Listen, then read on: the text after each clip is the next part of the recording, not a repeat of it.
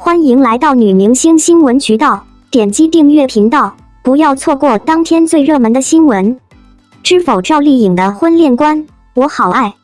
古典雅致的配乐，悠然的对白和节奏，油画般的画面，仿佛一轴徐徐展开的北宋画卷，给我们演绎了一位兰花一般的女子恣意潇洒、生机勃勃的一生。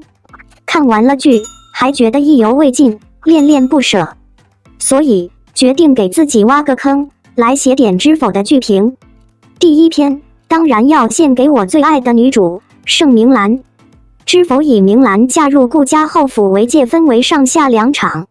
上半场讲述封建大家庭一位不得宠的庶女如何自尊自爱自强，如何为母报仇，以及她的婚恋观。下半场讲述的则是如何维系婚姻，如何处理家国关系的故事。今天我们就来聊聊上半场，明兰作为一个不受重视的庶女，她是如何看待爱情婚姻的。我发现明兰虽然是封建社会的女子，但她的婚恋思想很超前，值得我们每一位现代女子学习。我要嫁的郎君，若心里最要紧的不是我，那我宁肯一辈子不嫁，我也不吞这碗家生饭。嫁人最重要的是什么？有人说是物质，有人说是爱情。明兰说，最重要的是在她心里，你是最要紧的。这样，婚后遇到任何问题，她都会和你肩并肩一起面对，而不会让你独自面对风雨。这些是物质解决不了的，也不仅仅停留在爱情层面。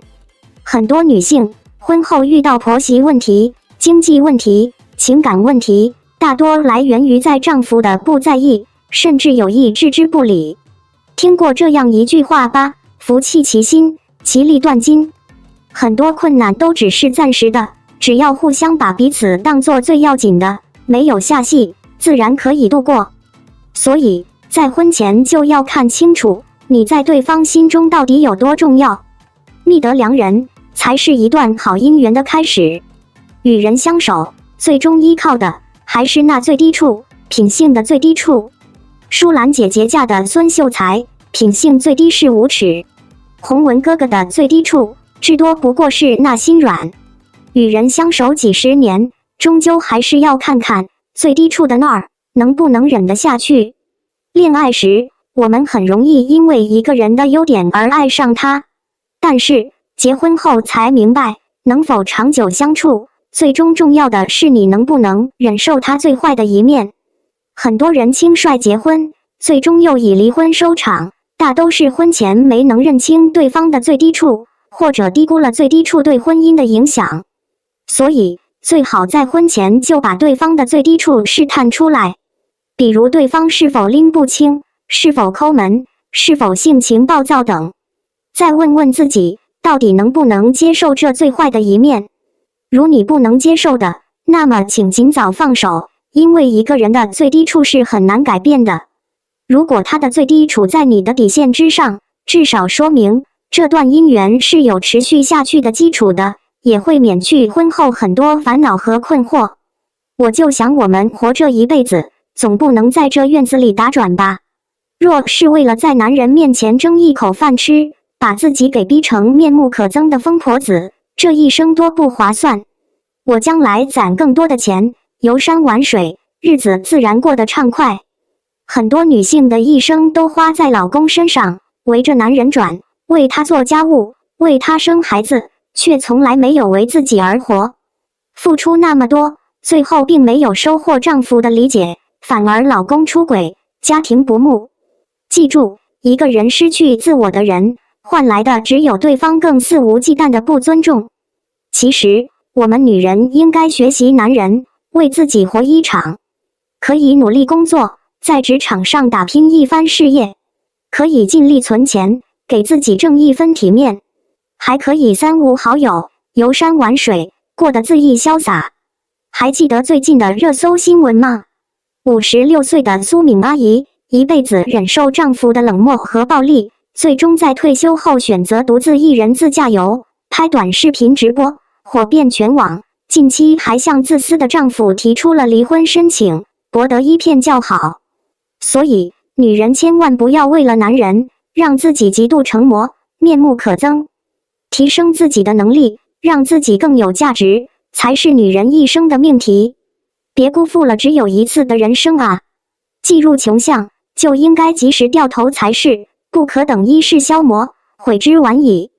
《诗经·卫风·芒就曾说过：“士之耽兮，有可脱也；女之耽兮，不可脱也。”双引号。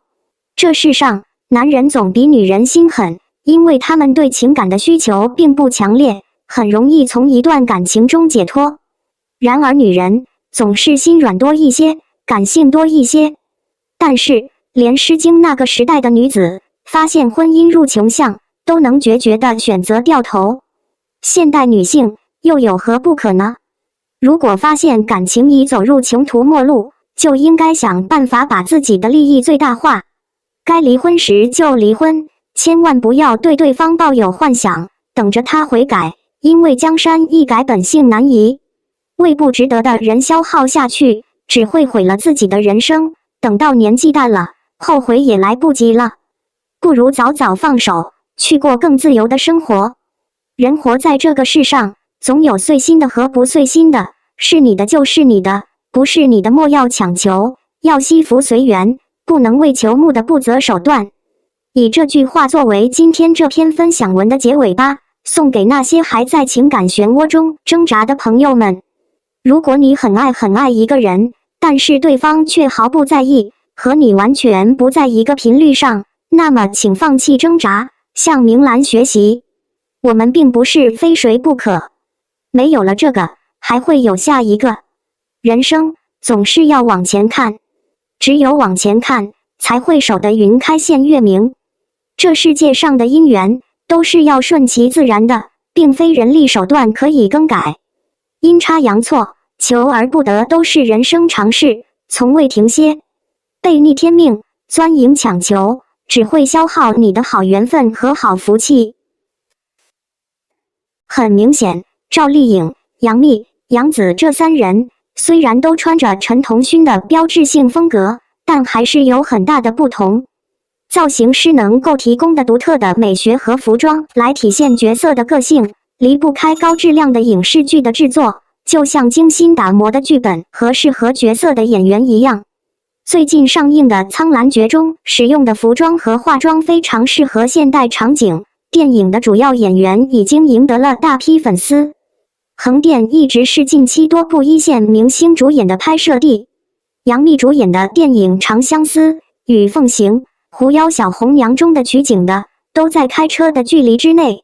热门影视剧的服装，比如《后宫传》，都是陈同勋设计的，所以3部作品的造型都是他负责的，绝非巧合。在电影《妖猫传》中，杨贵妃由张荣荣饰演，被公认为是陈同勋老师最著名的作品。用微笑的力量，让胡人热血的可耻光辉从过去回归，让历史和世界被遗忘。陈同勋在剧中的服装设计上花了不少心思，不仅要适合演员的长相，还要配合作品的背景设定。虽然影视剧的服装成本比电影要低，好消息是，这3部作品都是奇幻的古代木偶剧，他们的服装可以受益于100个不同流派的专业知识。长相思中杨紫饰演的小瑶一身装束，既有温婉灵动的唐宫美人，也有宽袖汉服、皮领红宫裙等。文小六精致的男装设计继续演变为王继风格。人们期待这部 1v3 的童话女主剧，是因为小瑶只要改变一除，就能在温柔少女和霸气公主之间自由切换。在《与凤行》中，赵丽颖饰演英勇的碧苍王陈丽。在官宣的角色中，她身穿一袭霸气的蓝色衬衫，仿佛是魔界的强大战神。乍一看，我把花千骨的大人模样误认为是前段时间更新的白衣飘飘仙女风。谈及时尚，赵丽颖对穿的越多，气质越仙这句格言的诠释再恰当不过了。在拍摄《与凤行》一开始，赵丽颖一身蓝色套装与她不朽的白色衣橱形成鲜明对比，惊艳了互联网。这种蓝色的垫肩腰带造型被陈同勋推广开来，斗篷式的袖子增添一抹妖娆，红纱藏于蓝中，双臂外翻时肌肤如奶油，手腕上错综复杂的银饰散发着神秘与优雅。因为是85花的领头羊，网友们都会拿杨幂和赵丽颖比较。更引人注目的是，杨幂在新剧《狐妖小红娘》中所穿的红色纱裙与陈丽所穿的蓝色长裙在造型上几乎一模一样。不过涂珊的装扮更加妖艳，收腰的设计没有任何的腰带装饰，露出惊艳的自然美体。杨幂饰演的涂珊红红一身狐妖装扮，从发型到妆容都是妖娆。人们迫不及待地想看看狐妖杨幂将带来什么，因为她的眼睛既充满爱意又充满威严，路透社的地图就证明了这一点。尽管赵丽颖饰演碧苍魔王陈丽，但由于仙界和人界的场景较少，影片的造型更加狭义清晰。尽管这3部作品几乎是在同一时间发布，并由陈同勋担任造型师，但他们之间却有着天壤之别。这3个戏剧系列有望在新的一年见到你。你的戏剧追随帽子了吗？陈同勋也为狐妖长相思与凤行负责造型，但3人之间却有着明显的不同。